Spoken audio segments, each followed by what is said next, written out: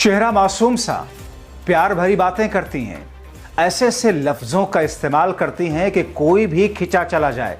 सिलसिला ऐसे ही शुरू होता और फिर वो हसीनाएं अक्सर उन दिलफेक आशिकों को एक होटल के प्राइवेट रूम में बुलाती और होटल रूम में मुलाकात करती, चटपटी बातों से उनके दिलों को बहलाती और फिर वो करती जिससे वो पीड़ित बनकर उन्हें तलाश करने लगते। नमस्कार, मैं हूं जब्बार खान और वांटेड में आपके सामने दो हसीनाओं के हैरान कर देने वाली वारदात के किस्से लेकर हर बार की तरह इस बार भी आपके सामने है। करीब एक हफ्ते पुरानी बात है। शाम के करीब 6 बजे का वक्त था। ऑफिस से लौटने के बाद एक शख्स जिसका नाम मैं आपको बता नहीं सकता क्योंकि यहाँ उस शख्स की प्राइवेसी का सवाल है। चलिए, आपकी और अपनी आसानी के लिए हम उस शख्स का नाम रखते हैं संजीव। संजीव अपने घर के किसी काम में बिजी थे, तभी उनके मोबाइल की घंटी बजी। कॉल अनजान नंबर से थी। संजीव ने फोन उठाया तो दूसरी तरफ से एक महिला की आवाज आई। कुछ सेकंड की बातचीत के बाद उसने नाम शालू शर्मा बताया और कहा कि वो किसी जरूरी काम के लिए संजीव से मिलना चाहती है। संजीव को लगा कि शायद कोई उसके साथ मजाक कर रहा है और उसने फोन कट कर दिया। हालांकि फोन काटने के बाद भी शादीशुदा संजीव के कानों में उस महिला की आवाज गूंजती रही और कुछ मिनट बाद उसने उसी नंबर पर फोन लगा दिया।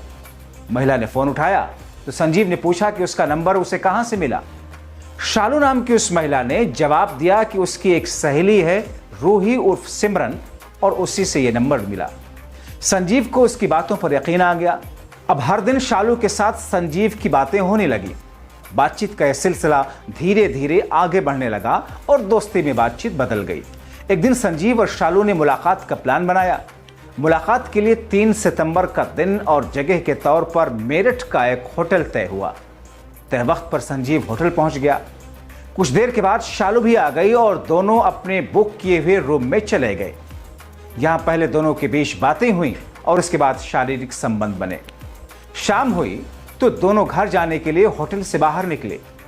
संजीव अभी होटल के गेट तक पहुंचा भी नहीं था कि घबराई हुई शालू उसके पास पहुंची और कहा कि बाहर उसके भैया भाभी खड़े हैं। उसने बताया कि उन्हें हमारे बारे में पता चल गया है। होटल के बाहर एक स्विफ्ट कार और बुलेट मोटरसाइकिल खड़ी थी।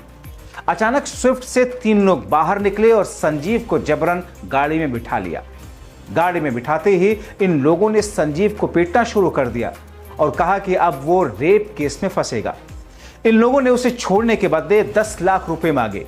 संजीव ने जब कहा कि उसके पास रुपए नहीं हैं, तो उन्होंने उसका मोबाइल निकाला और उसकी पत्नी को फोन मिलाने लगे। इतने में उसके मोबाइल की बैटरी डाउन हो गई। अब गाड़ी में बैठे लोगों ने उसका सिम कार्ड अपने मोबाइल फोन में डाला और संजीव की पत्नी को फोन कर 10 लाख रुपयों की मांग की। इसके बाद इन लोगों ने अगला फोन उसके भाई को मिलाया और कहा कि अगर 10 लाख रुपए नहीं दिए तो रेप केस में फंसा देंगे। काफी देर तक संजीव के साथ मारपीट करने के बाद इन लोगों ने उसे मेरठ के एक सुनसान सड़क पर छोड़ा और रुपए का इंतजाम करने के लिए कहा। अब तक संजीव को अंदाजा हो चुका था कि वो हनी ट्रैप में फंस चुका है। संजीव यहां से सीधे पुलिस थाने पहुंचा और अपनी शिकायत दर्ज कराई। उसकी शिकायत के बाद पुलिस ने मामले की तफ्तीश की और हनी ट्रैप में फंसाने वाले इस गैंग के सभी लोगों को गिरफ्तार कर लिया। गिरफ्तार लोगों में शालू उर्फ सुमैया, रोहिना उर्फ सिमरन, दीपक, अनिकेत, फहीम, आसिफ और फिरोज शामिल हैं।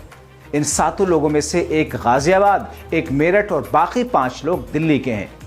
पुलिस के मुताबिक ये दोनों महिलाएं पहले फोन करके लोगों को अपनी मीठी मीठी बातों में फंसाती हैं और उसके बाद मिलने के लिए होटल बुलाती हैं।